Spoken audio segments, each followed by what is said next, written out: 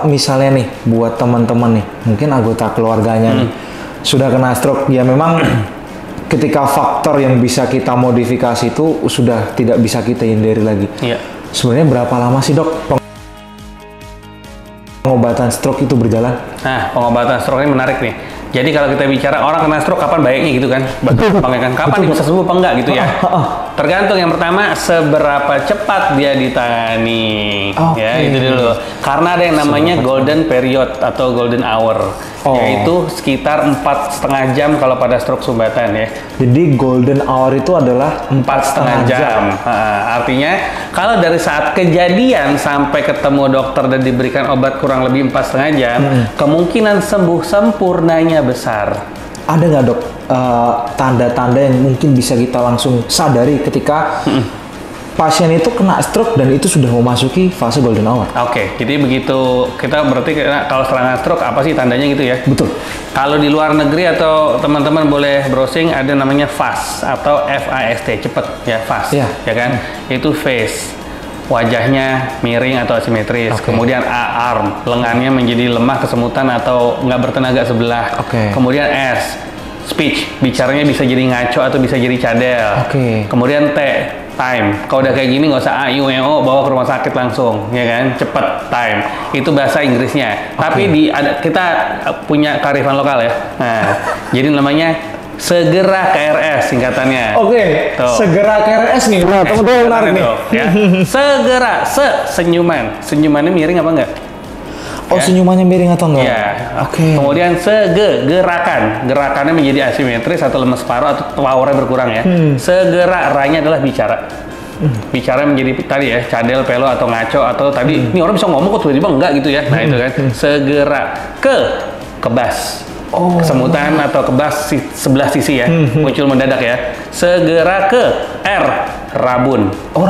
Rabunnya mendadak ya, bukan pakai. Iya, bukan. Ini orang pakai kacamata minus dari zaman dulu nih, ya itu dari dulu kan, tiba-tiba rabun mendadak. Sebelah mata biasanya.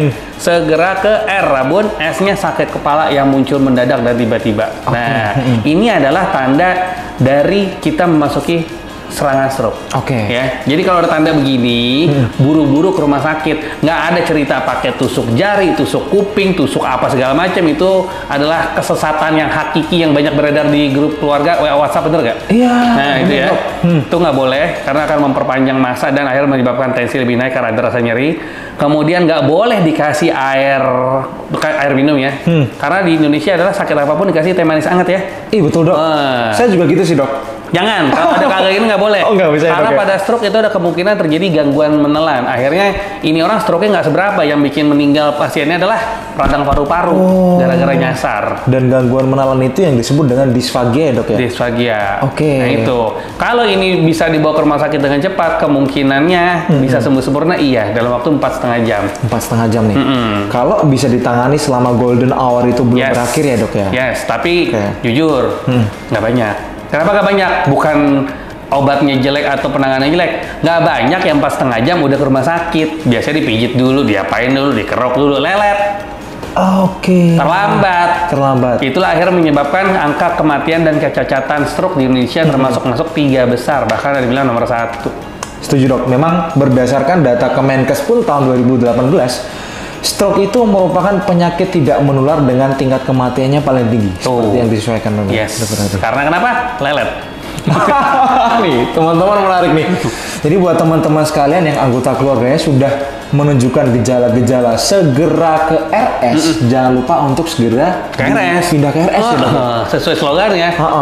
Oke dok, setelah golden hour, apa tuh dok? Intinya kalau terjadi serangan stroke itu yang kita lakukan sebenarnya 3 ya. Dokter dimanapun prinsipnya 3. Yang pertama adalah kan tadi kan oksigen ke otaknya terganggu gara-gara aliran darah terganggu. Jadi for your information, jadi yang namanya darah itu adalah bis yang bawa penumpang. Penumpangnya siapa? Penumpangnya adalah si oksigen. Wah, menarik banget ini. Ya. Dokter Ziki ini adalah salah satu dokter spesialis saraf yang bisa menjelaskan terkait semua penyakit saraf dengan bahasa warung kopi. Udah nggak bahas orang kopi.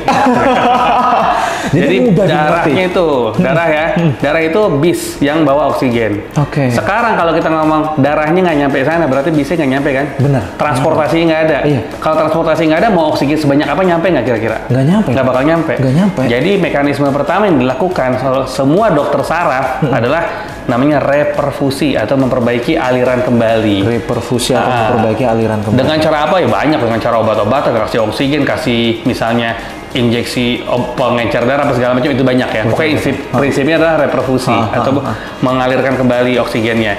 Kemudian yang kedua adalah kontrol faktor resiko, identifikasi dan kontrol faktor resiko, ya kan? Jadi cari ini kenapa nih orang bisa stroke, apanya masalah, pompanya, pipanya atau airnya.